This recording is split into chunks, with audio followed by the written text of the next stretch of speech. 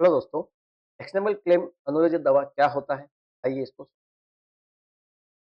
परिभाषा का जो धारा 3 में समावेश जो कि ट्रांसफर प्रॉपर्टी एक्ट में संशोधन द्वारा वर्ष 1900 में जोड़ा गया था। प्रॉपर्टी यानी संपत्ति जो आपके टेंजिबल और इनटेंजिबल मूवेबल मूर्त संपत्ति और अमूर्त संपत्ति जो कि आपके मूर्त संपत्ति जो चेयर्स, टेबल्स, कार्स हो गई जो वस्तुओं के अंतर्गत हो गया, जिनका हम आसानी से कब्जा प्राप्त कर सकते हैं। इनटेंजिबल अमूर्त संपत्ति अधिकार के रूप में होंगे जो भौतिक अस्तित्व नहीं होता है उनका, कब्जा प्राप्त नहीं किया जा सकता है। इसका अस्तित्व केवल तभी माना जा सकता है जब ऐसा लाभप्रद हित रखने वाला व्यक्ति दावा करता है कि कोर्ट में भी किसी भी वाद का पोषण के द्वारा उसको दिया जा सकता है। जैसे ए अपने द्वारा बी को दिए गए धन की वापसी का अधिकार रखता है। ए ने बी को धन दिया, अब वापस लेने का उसका अधिकार है। यहाँ पर ये दावा करने का अधिकार रखता है, तब तो वो क्या दावा तभी माना जा सकता है जब वह अपने धन की वसूली के लिए बी के विरुद्ध वाद प्रस्तुत। बात ये सही बोल रहा है, ठीक है।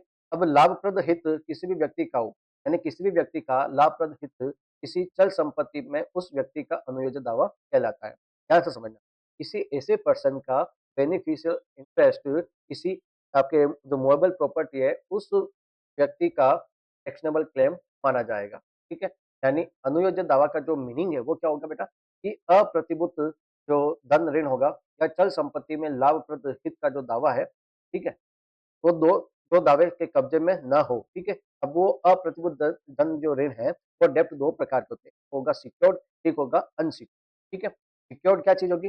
When creditor takes security from debtors from repayment of money. और अनसिक्योर्ड क्या होता है कि when there no security of any movable और इमूवेबल प्रॉपर्टी। जैसे अब इसमें हमने क्या लिखा है कि जो दावेदार के कब्जे में नहीं हो, ठीक है, यानी ए ने बी को कार का विक्रय करता है, कार ए के गैराज में है और कार पर बी का कब्जा लेने का दावा अनुयोज्य दावा माना जाएगा। लाभप्रद हित में चल संपत्ति में अमूर्त चल संपत्ति होती है जो कि अनुयोज्य दावा संपत्ति बोल सकते हैं, ये अंतरण योग्य हो सकती है, ठीक है। और इसमें क्या होता है बेटा कि अगर आप कोई भी creditor take security from debtors है और रीपेमेंट ऑफ मनी के रूप में, when debtors give security of removal, ठीक है।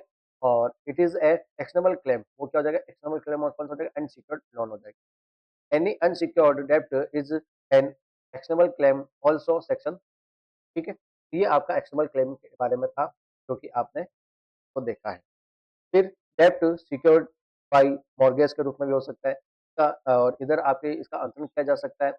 और एक्शनेबल क्लेम जो भविष्य में मिलने वाली प्रॉपर्टी है वो होती है, ठीक है। और डेटर्स गिव सिक्योरिटी और मोबाइल प्रॉपर्टी, और यहाँ पर आपको जो भविष्य में मिलने वाली एक्शनेबल क्लेम आपकी जो ट्रांसफर है 130 से लेकर 137 तक वो आपके अनुचित दावा का अंत में बताता है।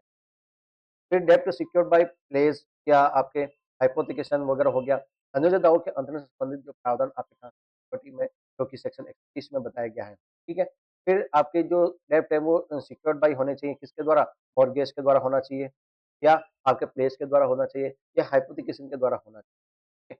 ऐसे एक्शनेबल क्लेम को अंतरण ऐसे लिखित के निष्पादन के द्वारा किया गया होना चाहिए जो अंतरिक द्वारा हस्तांतरित हो सके, ठीक है। अब ऐसे कौन से एक्शनेबल क्लेम बने होंगे जैसे मॉर्गेज, प्लेस, हाइपोथेकेशन, ये आपके, ठीक है। किराए के रूप में दिया बकाया की जो दावा है, दया देवी वर्सेस चपला देवी का जो केस है आपके, इन जो आपके इंश्योरेंस एक्ट के अंतर्गत आपको जो राशि भुगतान करने का जो दावा का राइट है, या right to claim arise of maintenance भविष्य निधि भागीदार के अंश हिस्सा, तो ये बहुत सारी चीज़ें सही पेटे के रूप में आप राशि वगैरह देना, अग्रिम वापसी का दावा करना, ये सारी आपके इसके अंतर्गत देखी जाए, ठीक है।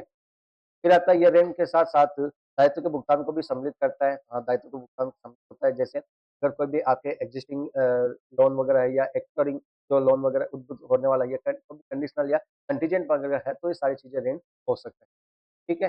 जैसे आपके विद्यमान ऋण के बारे में अगर आपको समझना है तो क्या होगा कि कोई भी जो लोन पहले ही देय हो गया हो, तो वर्तमान में देय है, बकाया वेतन का दावा आप उसको एग्जाम्पल में रूप में मान सकते हैं।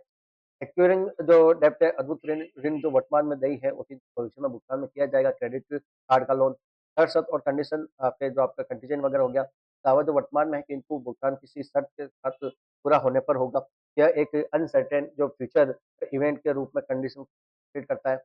ये क्या करता है कि बी को 1 लाख रुपए देने का एक प्रॉमिस करता है, और यदि बी सी के साथ 1 साल भीतर शादी करे, तब वो 1 लाख रुपए के लिए बी का दावा हर शर्त माना जाएगा, ठीक है।